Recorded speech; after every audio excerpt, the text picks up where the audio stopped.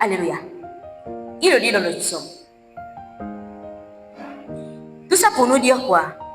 Un homme a besoin que Dieu parle pour sa vie, pour lui montrer le chemin. Tous les chemins que l'homme emprunte ne sont pas forcément les bons chemins.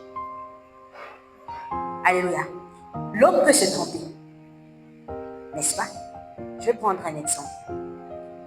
Irène a mis son enfant au monde. En mettant son enfant au monde, elle a seulement parlé dans la vie de son enfant.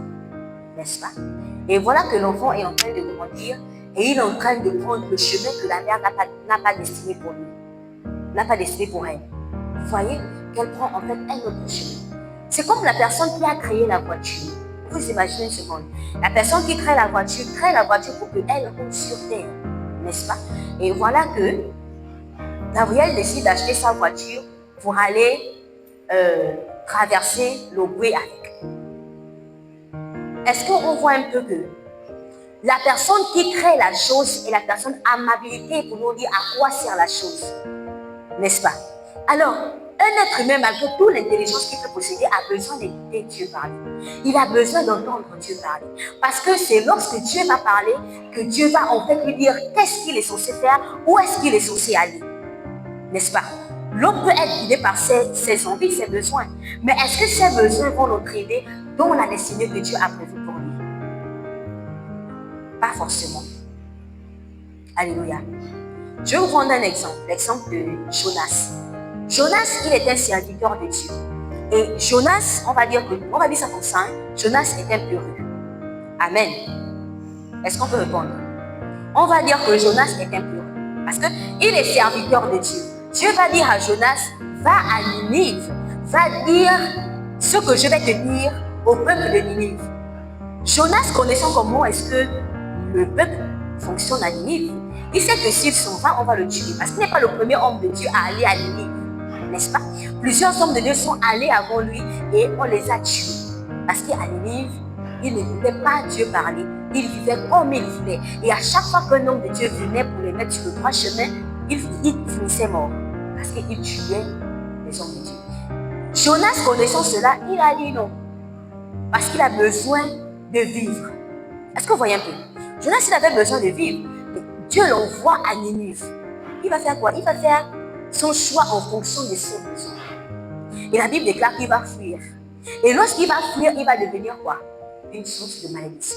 Il va attirer la malédiction sur sa propre vie, mais encore pire, sur les personnes autour de lui. Est-ce que vous voyez un peu? On doit savoir que ce n'est pas seulement la bénédiction qui fait ça. N'est-ce pas? La bénédiction, lorsqu'une personne est bénie, la bénédiction aussi a des répercussions sur les personnes aux alentours. Mais la malédiction aussi fait ça. La Bible déclare que Jonas est devenu une personne qui attirait la malédiction. Il était dans un bateau et vraiment le bateau n'était pas bien. Il a fallu qu'on le jette pour que le bateau retrouve sa stabilité. Vous voyez que même les eaux de la mer n'étaient pas d'accord avec Jonas. Alléluia. La Bible déclare que lorsqu'on l'a jeté et après on allait le vomir, le poisson allait le vomir à Ninive. Et je pense que c'est là-bas qu'il a accepté d'écouter Dieu parler. Pour dire que même si la parole de Dieu déclare que voici, l'homme est devenu comme l'un d'entre nous, connaissant ce qui est bien et ce qui est mal, l'homme que tu es a besoin d'écouter Dieu parler. Parce que lorsque Dieu t'a créé, il avait une destinée pour toi, il avait un but pour toi. Et il est la personne, il est l'esprit, il est l'entité la mieux placée pour te dire quel est le but qu'il a pour toi. Alléluia. Première importance. Alors, deuxièmement, Dieu parle pour produire la vie et la foi.